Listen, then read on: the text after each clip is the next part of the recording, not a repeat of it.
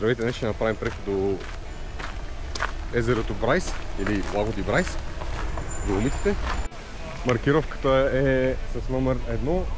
Реално паркинг 1 е за велосипедисти или MTB, Mountain байкъри с колела. Пътеката е доста подходяща, както виждате. Път е асфалтов. Езерото на 1490 и няколко метра, 4 мисля, че беше. Ние сме на 1292 метра. Чакаме да бъдете в групата и продължаваме напред. Имаме около 4 км оставащи горе до езерото.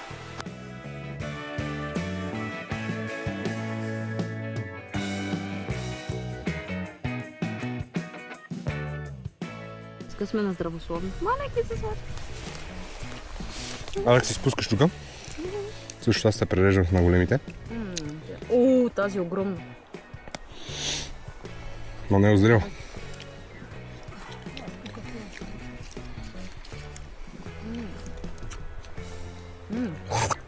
Ю! Тя беше гадна.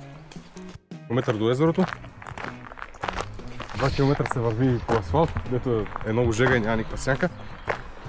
Останалите 3 км и половина горе-долу са през гори слой. Както виждате, се върви добре и е сянка. Ето сега ще видите дефиницията за свръхтуризъм или овертуризъм. Има доста хора, както виждате.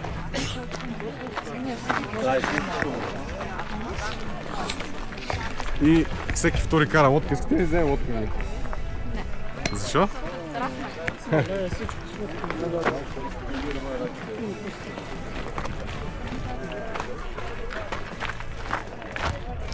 Кейче, якичко е. Става. Има прекалено много хора. Оверкрават яко. Включително и ние сме тук.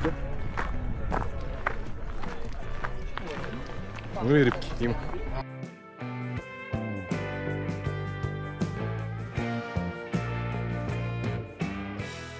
45 минути струва 55 евро. Или ако нямате група и сте сам или сама, 20 евро с споделена лодка. Добро, мисля, че може да се плажува, както виждате отзад зад мен. Мисля, че е позволено тук. Щом има и лодки, няма проблем. Иначе е дълбоко.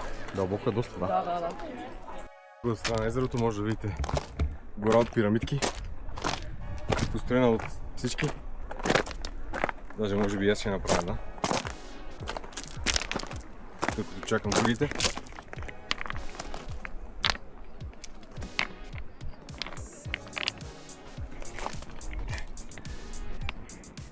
Стига толкова. Няма време за по-голяма. Ще изчакам тук другите.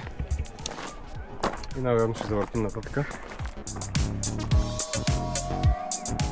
И след това отиваме да хапнем на пицарията, където имаме 22 евро ваучер.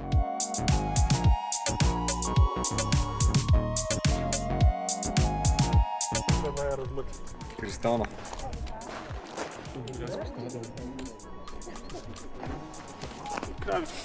Мирише на живота, ароматизирали всичко. Тук има малко изкачване, на който не му се изкачва, да мина другата страна.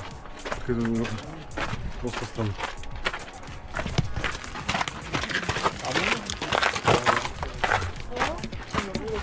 Че от тук са откриват гледки.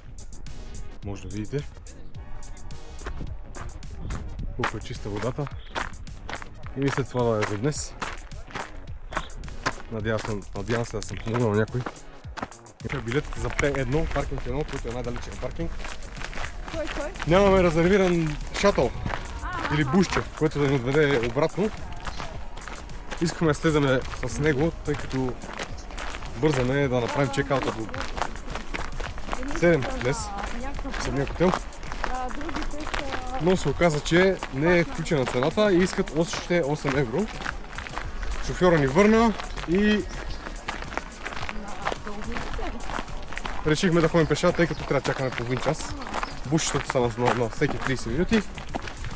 Стефо пак ни издъни. Аз ли? Шегува се. Просто не знахме за